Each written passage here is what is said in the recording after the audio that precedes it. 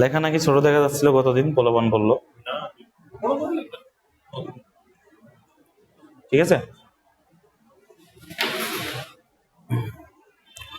Dear students, I am back with another English class for you. Today I will discuss tense, verbs and some rules of right form verbs. I hope you will focus on my class perfectly so that you can understand the basic rules and the important rules of right form verbs. Let's enjoy the class. তো আমি বলছিলাম আমরা গত ক্লাসে right form ভার্বের সব থেকে যে গুরুত্বপূর্ণ অংশ ভার্বটা নিয়ে আলোচনা শুরু করছিলাম, এবং ভার্বের মধ্যে আমি ফাইনাইট ভার্ব, নন ফাইনাইট ভার্বের মধ্যে নন ফাইনাইটটা আলোচনা শেষ করে ফাইনাইট ভার্ব মাত্র শুরু করেছিলাম। তাহলে আজকে একটু দেখি যে আমাদের ফাইনাইট ভার্ব থেকে কি হতে পারে। তাহলে আমি একটু দেখি, আজকে শুরু থেকে লিখি যে আমাদের ভার্ব আলোচনার মধ্যে দুইটা প্রকার ছিল, একটা হলো ফাইনাইট আর এটা ছিল নন ফাইনাইট। নন ফাইনাইটের যে তিনটা অংশ গুরুত্বপূর্ণ আমি এই তিনটে আলোচনা করেছিলাম। একটা ছিল জেরান্ড, আমি একটু রিভিশন দিয়ে দিচ্ছি সবার জন্য যারা গত ক্লাস মিস করছে। জেরান্ড মানে ভার্ব প্লাস আইএনজি এবং এটা নাউনের কাজ করে। এরপরে ছিল ইনফিনিটিভ। ইনফিনিটিভ কি কাজ করে? ইনফিনিটিভ হলো 2 + V1 বা ভার্বের বেস ফর্ম, এটাও নাউনের কাজ করে। নাম্বার 3 তে ছিল পার্টিসিপল।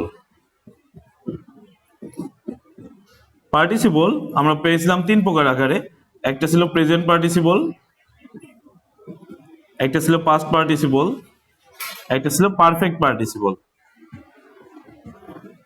সো আমরা পার্টিসিপলটা কি কাজ করে লিখছিলাম? পার্টিসিপল কাজ করে হলো অ্যাডজেক্টিভের কাজ করবে পার্টিসিপল। এবং প্রেজেন্ট পার্টিসিপলটা ছিল মূলত ভার্ব প্লাস আইএনজি, মানে ভার্বের সাথে আইএনজি যুক্ত হবে। পাস্ট পার্টিসিপল ছিল ভার্বের তৃতীয় রূপ বা V3, এবং পারফেক্ট পার্টিসিপল ছিল হ্যাভিং প্লাস V3 বা ভার্বের তৃতীয় রূপ। এটা হলো পার্টিসিপল আমরা দেখলাম। নন ফাইনাইটের বিষয়গুলো আমি গত ক্লাসে টোটাল আলোচনা করছি। যারা গত ক্লাস মিস করছে তারা ইউটিউবে বা অন্যান্য জায়গায় অন্য মাধ্যমে আমার সাথে যোগাযোগ করলেও হবে। তো নন ফাইনাইট গুলো একটু দেখে নিলে সুবিধা হয়। আমরা আজকে দেখবো ফাইনাইট ভার্ব। ফাইনাইট ভার্বে আমি গত ক্লাসে একটু বলছিলাম যে আমাদের ফাইনাইট ভার্বকে দুই ভাবে ভাগ করি। একটা হলো মেইন ভার্ব আর একটা হলো অক্সিলারি ভার্ব। তাহলে মেইন ভার্ব এবং অক্সিলারি ভার্ব, মেইন ভার্বের মধ্যে যদি হয়, মেইন ভার্ব হলো প্রধান, সেন্টেন্সের প্রধান কাজ করে, এবং মেইন ভার্ব নিয়ে আমি গত ক্লাসে বলেছি। এবং অক্সিলারি ভার্ব হলো সাহায্যকারী। তাহলে আমি একটু লিখে দিই, অক্সিলারি হলো সাহায্যকারী আর মেইন ভার্ব হলো প্রধান। তার মানে এটা প্রধান কাজ করবে আর অক্সিলারি কি করবে? সাহায্য করবে, মেইন ভার্ব কি সাহায্য করবে। তাহলে আমরা গতদিন বলছিলাম যে ভার্বের সেন্টেন্সের মধ্যে অর্থ হয় সেটা হলো মেইন ভার্ব, আর যে ভার্বের অর্থ হয় না সেটা হলো অক্সিলারি ভার্ব। তো একটু গতদিনের ক্লাসটা একটু রিভিউ করি। যেমন আই অ্যাম টিচিং ইংলিশ, তাহলে এই সেন্টেন্সের অর্থ হলো আমি ইংলিশ পড়াচ্ছি। So I am an English teacher. সুতরাং বলা যায় যে আমি একজন ইংলিশ টিচার। তাহলে আমি ইংলিশ পড়াচ্ছি, এই সেন্টেন্সের মধ্যে অর্থটা দেখি একটু, আমি ইংলিশ পড়াচ্ছি। তাহলে অর্থটা হলো আমি ইংলিশ পড়াচ্ছি, কিন্তু এখানে একটা ভার্ব রয়েছে অ্যাম, যেটা অর্থ হয় বা এরকম যে অর্থগুলো হয় বি ভার্বের, কিন্তু এখানে কোনো অর্থ হচ্ছে না, কোনো অর্থ হচ্ছে না। কিন্তু যদি আমি পরের সেন্টেন্সে দেখি, আমি হই একজন ইংরেজি শিক্ষক, আমি হই একজন ইংরেজি শিক্ষক। তো এখানে এই এম এর অর্থ হলো আমি হই। তাহলে যখন সেন্টেন্সে ভার্বের অর্থ হয় সেটা হলো কি? Main verb. যখন অর্থ হবে সেটা হলো মেইন ভার্ব। তাহলে এটা নিশ্চিতভাবে বলা যায় এটা হলো মেইন ভার্ব। আর যখন অর্থ হয় না তখন এটা হয়ে যাবে অক্সিলারি ভার্ব। আর যখন অক্সিলারি ভার্ব হবে অবশ্যই সেখানে একটা মেইন ভার্ব থাকবে। তাহলে এখানে মেইন ভার্বটা কি ছিল? মেইন ভার্ব ছিল টিস। তাহলে টিস হলো এখানে মেইন ভার্ব, যেখানে অর্থটা হচ্ছে। আমরা আবার দেখি, আমি ইংলিশ পড়াচ্ছি, তার মানে টিস এর অর্থ কি? পড়াচ্ছি, তার মানে ভার্বের অর্থ হচ্ছে, এই জন্য এটা হলো মেইন ভার্ব। তো এই ছিল আমাদের গত ক্লাসের আলোচনা। আমি আজকে এখান থেকে ফার্দার আলোচনাগুলো শুরু করব।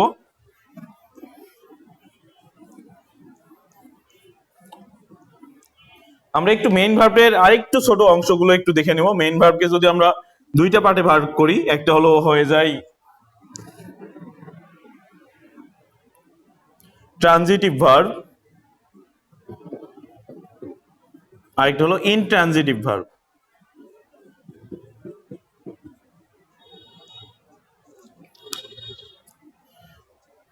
ট্রানজিটিভ ভার্ব হলো যে ভার্বের কর্ম থাকে, তাহলে সকর্ম ক্রিয়া বলি আমরা অনেকেই। আবার যে ভার্বের ক্রিয়া থাকে মানে কি, যে ভার্বের কর্ম থাকে, কর্ম মানে হলো অবজেক্ট, তার মানে কর্ম কি অবজেক্ট। আমি একটু লিখে দিচ্ছি, অবজেক্টের বাংলা হিসেবে আমরা ব্যবহার করি হলো কর্ম। তাহলে এক কথায় যে ভার্বের অবজেক্ট থাকে সেটাকে আমরা বলবো ট্রানজিটিভ। তাহলে যে ভার্বের অবজেক্ট থাকে সেটাকে ট্রানজিটিভ বলা যেতে পারে। আমরা একটা সেন্টেন্স দেখবো, আই ড্রিঙ্ক টি। আমি একটা সেন্টেন্স লিখলাম, এর অর্থ হলো আমি চা খাই। তাহলে এই সেন্টেন্সের মধ্যে যদি আমরা পার্ট গুলো ভাগ করি, কি কি দেখা যায়? আই হলো সাবজেক্ট, ড্রিঙ্ক হলো ভার্ব, আর টি হলো অবজেক্ট। তাহলে এই সেন্টেন্সে আমরা পেয়েছি এই যে ড্রিঙ্ক ভার্বটা আছে একটা অবজেক্ট গ্রহণ করছে, অবজেক্ট গ্রহণ করছে। আমরা অবজেক্ট গ্রহণ না করলে যদি সেন্টেন্সটা আমরা এখানে ফুল স্টপ দিতাম, আই ড্রিঙ্ক, আমি পান করি, এটা কেমন হয়ে যেত? আমি পান করি কি একটা প্রশ্ন থেকে যেত। তো সেই প্রশ্নটা অর্থ দেওয়ার জন্য আমরা টি ওয়ার্ডটা ব্যবহার করছি, যার অর্থ হলো চা। তাহলে আমি চা পান করি। এই ক্ষেত্রে দেখো, এই ক্ষেত্রে এই ভার্বটা যে অবজেক্ট গ্রহণ করার কারণে এই ভার্বটার নাম হয়ে যাবে ট্রানজিটিভ ভার্ব। তার মানে এই ভার্বটা হয়ে গেল ট্রানজিটিভ ভার্ব। এটাকে আমরা কি বলতে পারি? সকর্ম। তার মানে নিজের কি আছে? কর্ম আছে। কর্মর ইংলিশটা আমরা কি জানি? অবজেক্ট। তার মানে যে ভার্বের অবজেক্ট আছে সেটাই ট্রানজিটিভ ভার্ব।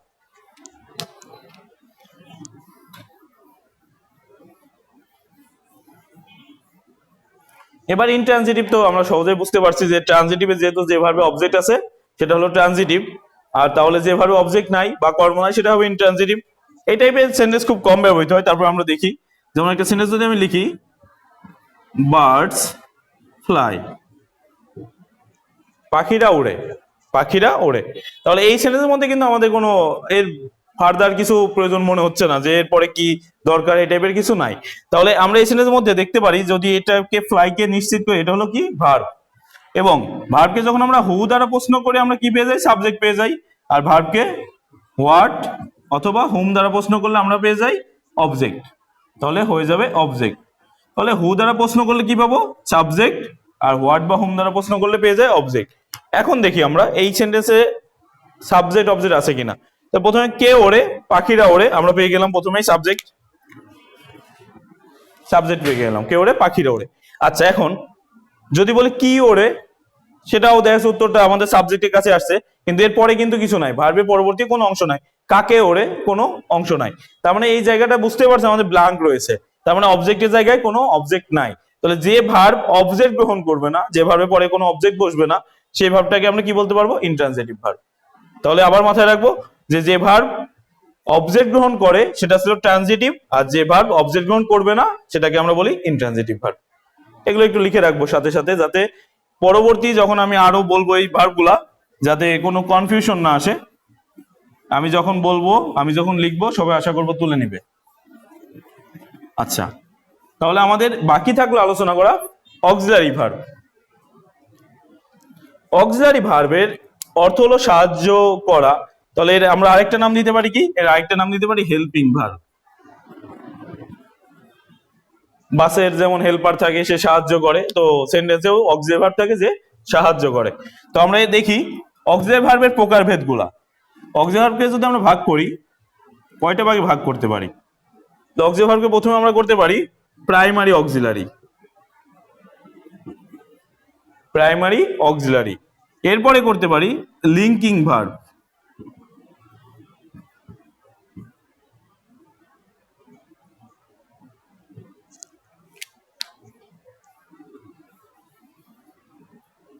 লিঙ্কিং ভার্বটা আমরা স্পেশালি আলোচনা করব, নইলে কনফিউশন চলে আসবে। তাহলে আমরা অক্সিলারি ভার্ব প্রাইমারি পরে আমরা আরেকটা লিখবো, সেটা হলো মডাল অক্সিলারি। কারণ আমরা সাধারণত সচরাচর এই দুইটা অক্সিলারি ভার্ব জেনে আসছি, তো যখন আমি লিঙ্কিং ভার্ব বলবো তখনই মনে করবে যে কি ব্যাপার, এটা আবার কোথা থেকে আসলো। তো আমি লিঙ্কিং ভার্বটা স্পেশালি আলোচনা করব। তাহলে অক্সিলারি ভার্বের যে দুইটা পার্ট আছে, প্রাইমারি এবং মডাল। প্রাইমারি অংশের মধ্যে কি কি ভার্ব থাকে আমরা এগুলোও দেখবো, মডাল অংশের মধ্যে কি কি থাকে এটাও দেখবো। তাহলে প্রাইমারি আর মডাল, এই মডাল মানে কি? মডাল অর্থ হলো, একটু যদি আমরা দেখি, মডাল অর্থ হলো বিশেষ বা স্পেশাল। তার মানে যে ভার্বগুলা, যে অক্সিলারি ভার্বগুলা বিশেষ কাজে বা স্পেশাল কাজে ব্যবহৃত হয় সেগুলোকে আমরা বলি মডাল অক্সিলারি। তাহলে এটা হলো মডাল অক্সিলারি হলো। এবার প্রাইমারি অক্সিলারি হচ্ছে প্রাথমিকভাবে যতগুলা অক্সিলারি ভার্ব আমরা ব্যবহার করি সবগুলোকে আমরা বলি প্রাইমারি অক্সিলারি। প্রাইমারি অক্সিলারি কোনগুলা আমরা একটু দেখবো। প্রাইমারি অক্সিলারিকে যদি আমরা পাঠ করি তাহলে এমন আসে, প্রথমে আসে ডু ভার্ব, এরপরে আসে বি ভার্ব, এরপরে আসে হ্যাভ ভার্ব। তাহলে এগুলো হলো প্রাইমারি অক্সিলারি হিসেবে ব্যবহৃত হয়। প্রথমত হলো একটা ডু ভার্ব, একটা বি ভার্ব, একটা হ্যাভ ভার্ব। আমরা এগুলো ডিটেলস দেখব, কারণ এগুলো আমাদের ইংলিশের নিত্য দিনের সঙ্গী বলা যায়, do verb, be verb, have verb. এরপরে মডাল অক্সিলারির মধ্যে কোনগুলো আসতে পারে একটু দেখি। মডাল অক্সিলারি জন্য বিশেষ এবং আমাদের খুব ব্যবহৃত হয় যেগুলো, সেগুলো যেমন shall, should, will, would, can, could, may, might, must, আরো অনেকগুলো মডাল অক্সিলারি আছে, আরো অনেক ব্যবহৃত হয়, সেগুলো হিসাব করতে গেলে দেখা যাচ্ছে অনেক জায়গা লেগে যাবে। আমি সবচেয়ে বহুল ব্যবহৃত যে মডাল যেগুলো আছে এগুলো লিখলাম। এরপরেও কিছু আমি লিখে দিচ্ছি, যেমন বি ভার্বের সাথে টু যুক্ত হয়ে মডাল অক্সিলারি ভার্ব হয়, তাহলে বি ভার্বের সাথে টু যুক্ত হয়। এরপরে হ্যাভ ভার্বের সাথে টু যুক্ত হলে মডাল অক্সিলারি হয়। এগুলো মডাল অক্সিলারি কাজ করে। এরপরে আরো একটা আছে যেটা পেরিফ্রাস্টিক মডাল অক্সিলারি বলা হয়, যেমন প্ল্যান বোঝায়, পরিকল্পনা বোঝায় যেটা দ্বারা, সেটা আমি লিখে দিচ্ছি। যেমন সেটা হলো be verb plus going to, be verb plus going to, এটাকে বলা হয় পেরিফ্রাস্টিক মডাল অক্সিলারি, মানে এটা পরিকল্পনা বোঝায়। লাস্টেরটা আমি একটু লিখে দিচ্ছি, প্ল্যান বোঝাবে। তাহলে এটা হলো পেরিফ্রাস্টিক বা প্ল্যানিং মডাল অক্সিলারি, এটাতে আমরা সবসময় পরিকল্পনা করি। আর এখানে বি ভার্বের সাথে টু যুক্ত হতে পারে, হ্যাভ ভার্বের সাথে টু যুক্ত হতে পারে। তাহলে এইগুলো হয়ে যাবে মডাল অক্সিলারি। এরপরে তো আমি বাকিগুলো লিখছি, তো এরপরে অনেকগুলো আছে। তো আমরা একটু নন ফাইনাইট অংশটা একটু মুছে দিই, যাতে এখানে আমি কিছু ভার্বের নাম লিখতে পারি।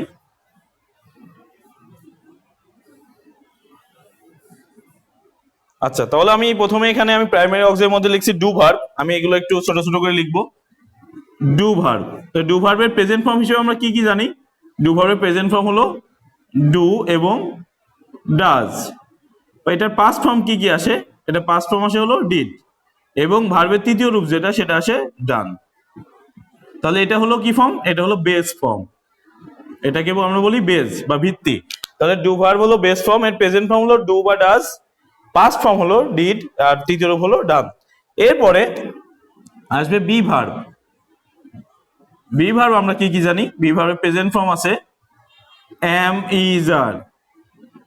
খুবই কমন এবং খুবই ভুল করে এগুলা স্টুডেন্টরা, একটু মনোযোগ দিয়ে দেখলে আর ভুল হবে না। তাহলে এরপর আছে ওয়াজ, ওয়ার, এবং ভার্বের তৃতীয় রূপ যেটা সেটা হলো বিন। তাহলে বি ভার্ব হলো এম, ইজ, আর, ওয়াজ, আর, বিন। তাহলে এটাকে আমরা বি ভার্ব পেলাম। এরপরে চলে আসবে হ্যাভ ভার্ব। আমরা একটু হ্যাভ ভার্বটাও দেখব। হ্যাভ ভার্বের প্রেজেন্ট ফর্ম হলো হ্যাভ এবং হ্যাজ, পাস্ট ফর্ম হলো হ্যাড, এবং তৃতীয় রূপও হ্যাড। এটা অনেক কনফিউশন আসে যে ভার্বের তৃতীয় রূপ হয়তো হ্যাড বিন হতে পারে, কিন্তু না, আসলে হ্যাভে তৃতীয় রূপটাও হ্যাড, দ্বিতীয় রূপটাও হ্যাড। তাহলে আমরা মোটামুটি দেখতে পাচ্ছি এখানে যে বি ভার্বটা কি। বি ভার্বটা এখানে তাহলে বেস ফর্ম, এটা বেস। হ্যাভ ভার্বটা কি? হ্যাভ হলো বেস। তার মানে এই তিনটা বেস। আর এই যে নিচে যেগুলো আছে, একটা হলো প্রেজেন্ট ফর্ম, একটা পাস্ট ফর্ম, একটা তৃতীয় রূপ। একটা প্রেজেন্ট ফর্ম, একটা past form, past participle form, present form, past form, past participle form. আর এইগুলো হচ্ছে বেস। মানে বেস নিয়ে আমাদের যেন কোনো কনফিউশন না লাগে, কারণ আমাদের এর পরবর্তীতে বেস নিয়ে অনেক কাজ আছে। কারণ আমরা এখানে একটু ছোট করে লিখতে পারি, মডাল অক্সিলারি পরে ভার্বের বেস ফর্ম বসে। শুধু ভার্ব বসে মানে কি? ভার্বের বেস ফর্ম বসে। যদি V1 দিতাম তাহলে প্রেজেন্ট ফর্ম হতো, V2 দিলে পাস্ট ফর্ম হতো, আর V3 দিলে পাস্ট পার্টিসিপল। কিন্তু মডাল অক্সিলারি পরে কি বসে? ভার্বের বেস ফর্ম। এই জন্য শুধু ভি লিখছি, যাতে এটা ভার্বের বেস ফর্ম বোঝা যায়। ঠিক আছে? তাহলে এই যে বিষয়গুলো আমরা একটু দেখলাম ভার্বের টোটাল অক্সিলারি ভার্ব। অক্সিলারি ভার্বে আমি আবার প্রথম থেকে বলি যে মডাল অক্সিলারি যেগুলো আছে, মডাল যেগুলো বিশেষ কাজে ব্যবহৃত হয়, তার মানে একটু ছোট ছোট করে বলে দিই। শ্যাল, শুড, উইল, উড এগুলো ভবিষ্যৎ সম্বন্ধে আলোচনা করে। শুড বিশেষ অর্থে, যেমন শুড হচ্ছে উচিত বোঝায়, কোনো কাজ করা উচিত, এটার ক্ষেত্রে ব্যবহৃত হয় শুড, তাহলে এটা স্পেশালি গেল। এরপরে ক্যান, কুড তার মানে সক্ষমতা, সে পারবে কি পারবে না, এই ধরনের ক্ষেত্রে আমরা ক্যান বা কুড ব্যবহার করি, ক্যান এবং কুড। মে বা মাইট তার মানে এটা হলো সম্ভাবনা বোঝায়, এবং মে বা মাইট আরেকটা জিনিস বোঝায়, সেটা হলো কোনো কিছুর কাছ থেকে বা কারো কাছ থেকে অনুমতি প্রার্থনা, যেমন may I come in sir, may I go out sir, আমরা খুবই ব্যবহার করি। তার মানে এইগুলো হচ্ছে কারো কাছে অনুমতি প্রার্থনা এবং সম্ভাবনা ক্ষেত্রে। যেমন আজকে বৃষ্টি হতে পারে, এই সেন্টেন্সে আমরা কি বলতে পারি? ইট মাইট রেইন টুডে, অথবা ইট মে রেইন টুডে। তার মানে এটা সম্ভাবনার ক্ষেত্রে একটু বেশি সম্ভাবনা, একটু কম সম্ভাবনা, এগুলো মিন করে। মাস্ট হলো অত্যাবশ্যক, কারণ এটা ঘটবেই এই টাইপের, সেই ক্ষেত্রে মাস্ট মানে এর কোনো মিস নাই। এরপরে বি ভার্ব আমরা জেনে গেছি অলরেডি, বি ভার্ব হলো am, is, are, was, were, been. তাহলে বি ভার্বের পরে টু আসলে, তার মানে am to, is to, are to, was to, were to এগুলো ব্যবহৃত হতে পারে, সেগুলো মডাল অক্সিলারি হয়ে যাবে। এরপরে হ্যাভ ভার্বের পরে টু আসতে পারে, যেমন have to, has to, had to, এগুলোর পরেও আসলে এটা কি হয়ে যাবে? Modal auxiliary. আর লাস্টে একটা পরিকল্পনা বোঝায়, যেমন I am going to open a new shop, I am going to open a new shop, আমি একটা নতুন দোকান খুলতে যাচ্ছি। তাহলে এইখানে আমার কি বোঝাচ্ছে? এখানে হচ্ছে আমার পরিকল্পনা বোঝাচ্ছে, আমার পরিকল্পনা হলো একটা নতুন দোকান খোলা। তাহলে এইখানে যে ভার্বটা আমরা ব্যবহার করলাম, প্রথমে বি ভার্ব দিলাম আই অ্যাম, বি ভার্ব, এরপরে গোয়িং টু, এরপর গোয়িং টুর পরে একটা মেইন ভার্ব দিলাম, সেটা হলো কি? ওপেন। তার মানে আমি যাচ্ছি, আমার পরিকল্পনা হলো আমি কোনো কিছু করতে যাচ্ছি, সেটা কি? সেটা হলো একটা দোকান খুলতে, নতুন দোকান খুলতে। তাহলে এই টাইপের ভার্বগুলো হলো আমাদের টোটাল ভার্ব সম্বন্ধে আলোচনা করে। এখন আমরা মুভ করব টেন্সের দিকে, কারণ আমাদের টেন্স আলোচনা আগে, আমি ভার্বটা আলোচনা করছি কারণ আমাদের টেন্সের মধ্যে be verb, have verb, do verb খুবই লাগবে। যদি এগুলো আমরা আলোচনা না করতাম তাহলে হয়তো টেন্স বোঝা টাফ হয়ে যেত, এই জন্য আমি টেন্স আলোচনা করছি। এবার টেন্সের আলোচনা যখন আমরা শেষ করব, টেন্সের পরে আমরা রাইট ফর্ম অফ ভার্বের সবচেয়ে গুরুত্বপূর্ণ নিয়মগুলো আলোচনা করব। এরপর লাস্ট একটা ক্লাস আমরা রাইট ফর্ম অফ ভার্ব শুধু প্র্যাকটিস করব। তাহলে আজকে আমরা টেন্সে যাই। ভার্ব সম্বন্ধে যদি তারপরেও কারো কোনো প্রশ্ন থেকে থাকে, আশা করব তারা আমাকে প্রশ্ন করবে, আমি তাদেরকে বুঝিয়ে দেব, চেষ্টা করব সর্বোচ্চ তাদের কাছে পৌঁছানোর এবং তাদেরকে বুঝিয়ে দেওয়ার। ওকে, সবচেয়ে কমন আইটেম ইংলিশ গ্রামারে, সব থেকে বেশি ব্যবহৃত আইটেম টেন্স। আমরা ছোটবেলা থেকে টেন্স পড়ছি, একেবারে ক্লাস 1 2 3 4 5 6 7 প্রত্যেক ক্লাসেই টেন্সের আবির্ভাব হয় এবং টেন্সের তিরোধানও হয়ে যায়, কিন্তু টেন্স আমাদের মাথার মধ্যে ঢোকে না। তো আমরা চেষ্টা করব টেন্সকে শর্টকাটে এবং টেন্সকে এমন ভাবে শিখলে আমাদের ব্রেনে ঢুকে এবং আর যেন বের না হয়, তখন আমাদের ব্রেনের মধ্যে রাখতে হবে। কারণ টেন্স আমরা একটু দেখি আমাদের মতো করে, আমরা যাতে বুঝি সেইভাবে। প্রথমত আমরা জানি টেন্স কি। টেন্সের অর্থ যদি আমরা বলি, তাহলে আমরা সবাই বলবো টেন্স অর্থ হলো কাল। এখন কাল বললে কোন কাল? আগামীকাল না পরশু, মানে গতকাল, কোন কাল? আমাদের একটা কনফিউশন চলে আসে, কাল কি? কাল শব্দটা আমরা কিন্তু কখনো ব্যবহার করি না, আমরা শুধু ব্যবহার করি সময় শব্দটা। তাহলে কালের ভালো যে আমরা ব্যবহৃত যে শব্দ, কমন যে শব্দ, সেটাকে আমরা কি বলতে পারি? সময়। তো টেন্স অর্থ আমরা যদি সময় বের করি, তাহলে টেন্সের আরেকটা ইংলিশ পেয়ে যাই, সেটা কি? টাইম। কারণ আমরা জানি সময়ের ইংলিশ হলো টাইম। তাহলে টেন্স আমরা পেয়ে গেলাম টাইম, তার মানে সময়। এখন এটা আমাদের জানতে হবে কিসের সময়, টেন্স কিসের সময় এর নির্দেশ করে। তাহলে টেন্স হলো ভার্বের সময়কে নির্দেশ করে, তার মানে ভার্বের টাইমকে নির্দেশ করে, ভার্বের টাইমকে নির্দেশ করে হলো টেন্স। কিভাবে নির্দেশ করে? তাহলে আমরা জানবো যে ভার্ব আসলে কি। ভার্ব কিন্তু আমরা ডিটেলস আলোচনা করে আসলাম মাত্র। ভার্ব হলো বাক্যের সবচেয়ে গুরুত্বপূর্ণ শব্দ এবং যা দ্বারা কোনো কিছু করা বোঝায়, ডুইং সামথিং। তারপর সাবজেক্ট কাজ করে ভার্বকে নিয়ে, এগুলো আমরা শিখে আসছি অলরেডি, ভার্বের প্রকারভেদ জানি। তাহলে ভার্বের সময়কে নির্দেশ করে, ভার্ব কোন সময় কাজ করবে, ভার্ব কি বর্তমানে কাজ করবে না ভবিষ্যতে, ভার্ব কি বর্তমানে না অতীতে, তাহলে এই বিষয়গুলো নির্দেশ করবে হলো টেন্স। তাহলে এই বিষয়গুলো আমরা খুঁটিনাটি জানবো এবং এর বেসিক রুলস গুলো জানার চেষ্টা করব। তাহলে ভার্বের টাইমকে নির্দেশ করে, আমরা একটু দেখি ভার্বের সময় বা ভার্বের টাইমকে। তো টাইমকে নির্দেশ করার সময় আমরা টাইমকে কয় ভাগে ভাগ করতে পারি? তাহলে আমি যদি এমন দেখাই, আমরা যদি বর্তমানে থাকি, তাহলে আমরা আছি এখন হলো বর্তমানে। আমরা সবসময় বর্তমানে থাকি, আমরা অতীতেও থাকতে পারি না, ভবিষ্যতেও থাকতে পারি না। আমাদের সেন্টারটা হলো বর্তমান। তাহলে এই যে বর্তমানে আমরা আছি, এই বর্তমান জায়গায় সবসময় আমাদের কোন টেন্স হবে? প্রেজেন্ট টেন্স হবে। বর্তমানে যে আছি এটাকে আমরা কি বলবো? Present tense. তাহলে বর্তমানের ইংলিশ বা বর্তমান হলো প্রেজেন্ট টেন্স, আমাদের বর্তমান অবস্থা যেটা আছি। এবার বর্তমানের আগে আমরা যেখানে ছিলাম, গতকাল, গত বছর, গত দশক, গত যুগ, আমরা যেখানে ছিলাম যতগুলা গত আছে সবগুলো হয়ে যাবে কোন টেন্স? Past tense. আর পাস্টের বাংলা হলো অতীত। তার মানে যতগুলো অতীত হয়ে গেছে আমাদের, সব যতগুলো গত হয়ে গেছে সবগুলোকে আমরা কি বলবো? Past tense. তার মানে পাস্ট টেন্স আমাদের আগের বিষয়গুলো, বর্তমানের পূর্বের। এবং বর্তমান থেকে আমরা যখন সামনের দিকে চিন্তা করি, আগামী বছর, আগামী যুগ, আগামী দশক, আগামী শতক, এই সব বিষয়গুলো যখন আমরা চিন্তা করি, আগামী শব্দটা চলে আসে। আগামী, তার মানে আগামীর ক্ষেত্রে আমরা কি বলি? তার মানে আগামী মানেই ভবিষ্যৎ চিন্তা করি আমরা। আর ভবিষ্যৎ এর ইংলিশ হলো ফিউচার, আমরা জানি। তো ফিউচার বানানটা অনেকের ভুল হয়, ফিউচার বানানটা একটু ভালো করে দেখে নিব। তাহলে এই যে আমাদের অতীত, বর্তমান, ভবিষ্যৎ, তার মানে আমি আবার সংক্ষেপে বলি, আমরা যেখানে আছি, আমরা এখন যেটা করছি, এইটা হলো বর্তমান। এর আগে যা করে আসছি সব হলো অতীত, এরপরে যা করব সেটা হলো ভবিষ্যৎ বা ফিউচার। এখন আমরা এই টেন্সগুলো সম্বন্ধে মোটামুটি জানি যে টেন্স আমরা এইভাবে আলোচনা করি। প্রথমে প্রেজেন্ট শিখি, এরপরে পাস্ট শিখি, এরপরে ফিউচার শিখি। আমরা একটু আলাদাভাবে শেখার চেষ্টা করবো যাতে কনফিউশন গুলো কম কাজ করে আমাদের মধ্যে।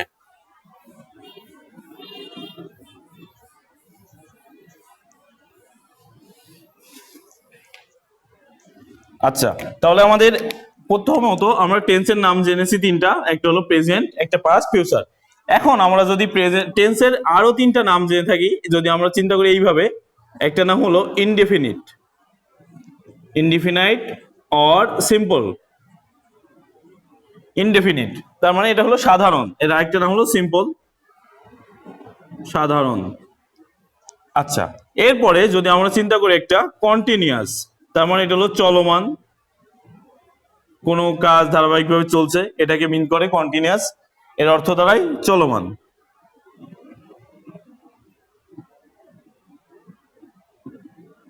আরেকটা যেটা পারফেক্ট,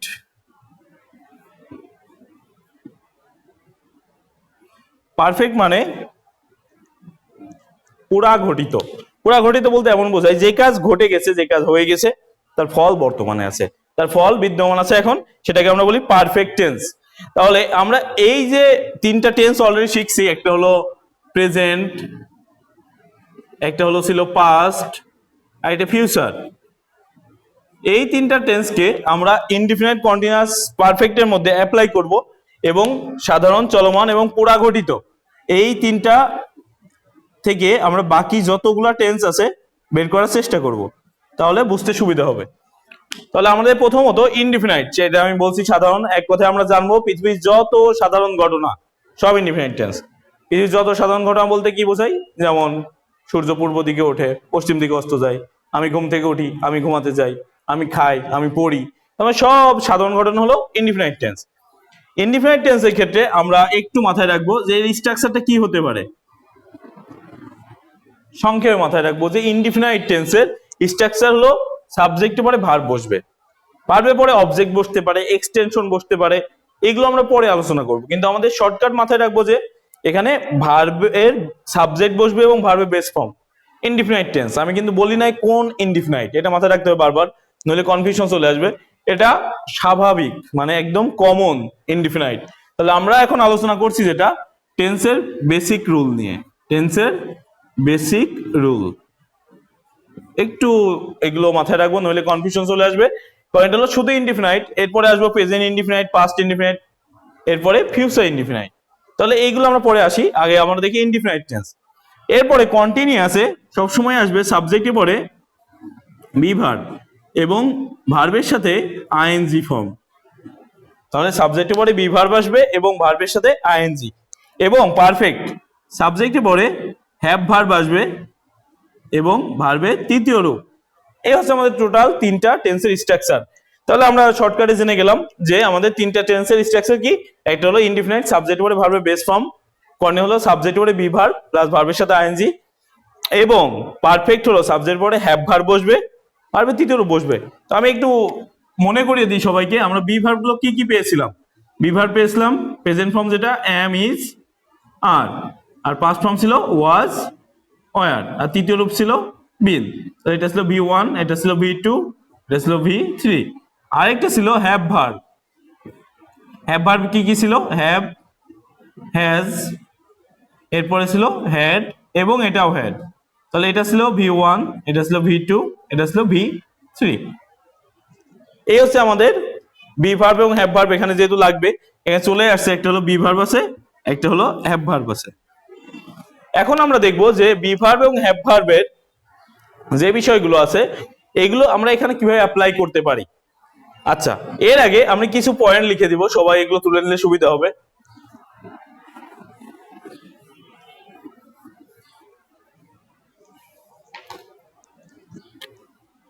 এক নম্বর হলো future, future equal to will লিখে রাখবো। উইল কি মনে আছে, উইল হলো মডাল অক্সিলারি, উইল উড আমরা পড়েছিলাম। তাহলে আমি ফিউচার ইকুয়াল টু উইল লিখলাম কেন, মানে ফিউচার থাকলে সেখানে উইল থাকবে মাস্ট। আমরা সাধারণত শ্যাল বা উইল ব্যবহার করে অভ্যস্ত, কিন্তু শ্যালের ব্যবহারটা এখন এতটাই কমে গেছে, শ্যাল ব্যবহার না করে সব ক্ষেত্রে আমরা উইল ব্যবহার করতে পারি। তো আমাদের ঝামেলায় যাওয়ার দরকার নাই, আমরা ফিউচার সমান উইল লিখে রাখি যাতে বোঝা যায় ফিউচার হলে আমরা উইল করব। আর উইলের পরে সবসময় ভার্বের কি ফর্ম বসে, ভার্বের বেস ফর্ম বসে। তার মানে উইলটা জাস্ট মাথায় রাখলে হবে, উইলের পরে ভার্বের বেস ফর্ম আমরা মনে রাখতে পারবো। এরপরে আমরা এখানে দেখছি বি ভার্বের পরে ভার্বের সাথে আইএনজি, হ্যাভ ভার্বের পরে V3। আমরা একটু শর্টকাটে দেখবো যাতে আমাদের মনে থাকে। এবার আমরা চলে আসি মেইন, প্রেজেন্ট, পাস্ট, ফিউচারের মধ্যে। তাহলে আমরা এতক্ষণ করছিলাম কি, এটা এটা হলো ইনডিফিনিট, ইনডিফিনিটের। এবার দেখি প্রেজেন্ট ফর্ম।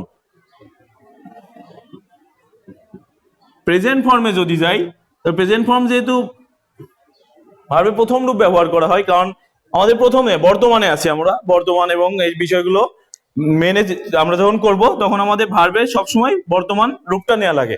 তাহলে এটা হলো ভার্বের প্রথম রূপ, এটা হলো প্রেজেন্ট ফর্ম। এবার যদি আমরা একটু দেখি পাস্ট ফর্ম, তাহলে পাস্ট ফর্মে কি আসবে, সাবজেক্টের পরে ভার্বের দ্বিতীয় রূপ। তাহলে আবার বলছি, আমাদের বেসিক স্ট্রাকচারটা কি ছিল, বেসিক স্ট্রাকচার ছিল সাবজেক্টের পরে ভার্বের বেস ফর্ম, প্রেজেন্টে আসবে সাবজেক্টের পরে ভার্বের প্রথম রূপ, পাস্টে আসবে সাবজেক্টের পরে ভার্বের দ্বিতীয় রূপ। একইভাবে আমি এটাকে প্রেজেন্ট করে ফেলি। প্রেজেন্ট সাবজেক্টে পরে বি ভার্বের প্রেজেন্ট ফর্ম কোনগুলো ছিল, am is are, am is are, এরপরে ভার্বের সাথে আইএনজি তো থাকবেই, কারণ এটা হলো বেসিক স্ট্রাকচার। এরপরে পাস্ট কি ছিল, পাস্ট ছিল সাবজেক্টে পরে বি ভার্বের past form was were, be ভার্বের পাস্ট ফর্ম হলো ওয়াজ ওয়ার এবং ভার্বের সাথে আইএনজি। এটারও পারফেক্টেরও আমরা দেখে নিই। পারফেক্টের ক্ষেত্রে প্রেজেন্ট ফর্ম কোনগুলো হয়, প্রেজেন্ট ফর্ম হলো সাবজেক্টে পরে হ্যাভ ভার্বের প্রেজেন্ট ফর্ম আছে হ্যাভ আর হ্যাজ, তাহলে হ্যাভ এবং হ্যাজ নিব। এরপরে ভার্বের তৃতীয় রূপ। পাস্ট টেন্সে কি আসবে, সাবজেক্টে পরে হ্যাড, কারণ পাস্ট ফর্মটা কি আছে হ্যাড, প্লাস V3। তাহলে আমি যখন এখানে ফিউচারের সমান উইল লিখছিলাম, আমরা 2 নম্বর রুলটা কি লিখবো, প্রেজেন্ট সমান V1, 3 নম্বর রুলটা লিখবো পাস্ট সমান V2। এগুলো জাস্ট মনে রাখার জন্য সহজ হয়। তারপরে আমরা জাস্ট ফিউচারটা এবার দেখবো, ফিউচারটা দ্রুত দেখে ফেলবো আমাদের সময় শেষের দিকে। আমরা ফিউচারটা কিভাবে করতে পারি একটু দেখি। আমি কিন্তু প্রথমেই বলছিলাম ফিউচারে কি থাকবে, উইল থাকবে। তো এই উইলটা কোথায় বসবে, সাবজেক্টের পরে উইল বসায় দিব। সাবজেক্ট, এই যেখানে সাবজেক্ট আছে এখানে ভার্বের বেস ফর্ম আছে, এর মাঝে শুধু উইলটা বসে যাবে। সব জায়গায় মাঝে সাবজেক্টের পরে উইল বসায় দিলে আমাদের স্ট্রাকচারটা হয়ে যাবে। তাহলে এখানে হলো সাবজেক্টের পরে উইলের পরে ভার্বের বেস ফর্ম। এরপরে এখানে ফিউচারে আমরা কি করতে পারি, এখানে ফিউচারে করতে পারি সাবজেক্টের পরে শুধু এই যে সাবজেক্ট আছে এরপরে উইল বসলো, উইল, এরপরে কি আছে বি আছে, এরপরে ভার্বের সাথে আইএনজি। এরপরে এখানে কি আছে, সাবজেক্টের পরে উইল বসবে ফিউচারে, সাবজেক্ট প্লাস উইল, এরপরে have verb plus V3, have plus V3। আচ্ছা, আজকে সময় কম, আমাদের এই বিষয়গুলো আমি আগামী ক্লাসে আরো ডিটেইলস আলোচনা করব। এই বিষয়গুলো আশা করব সবাই একটু বোঝার চেষ্টা করবে, কারণ টেন্স এইভাবে অনেকেই করে না। টেন্স সবাই মুখস্থ করে, মুখস্থের উপর নির্ভর না করে আমরা প্র্যাকটিক্যালি টেন্স কিভাবে করতে পারি এটা আমরা দেখব। টেন্সের এই বিষয়ে যদি আমরা বুঝতে পারি একবার যে টেন্সে কোন ক্ষেত্রে কোনটা ব্যবহৃত হয়, তাহলে আমাদের টেন্স নিয়ে আর কোনো সমস্যা থাকবে না। এবং রাইট ফর্ম ভার্ব আমরা এইভাবে আলোচনা করব। আশা করব সবাই এটা মনোযোগ দিয়ে করছে, এবং আরো যদি বারবার শেখার দরকার ইউটিউবে গিয়ে এক্ষেত্রে ডিটেলস আলোচনাগুলো দেখতে হবে, তাহলে আরো ভালো হবে। আর বাসায় সবাই আশা করব পড়াশোনা চালিয়ে যাচ্ছে, এবং সবার জন্য শুভকামনা থাকলো। আজকে ক্লাস এ পর্যন্তই, আমাদের জন্য দোয়া করবে। আল্লাহ হাফেজ।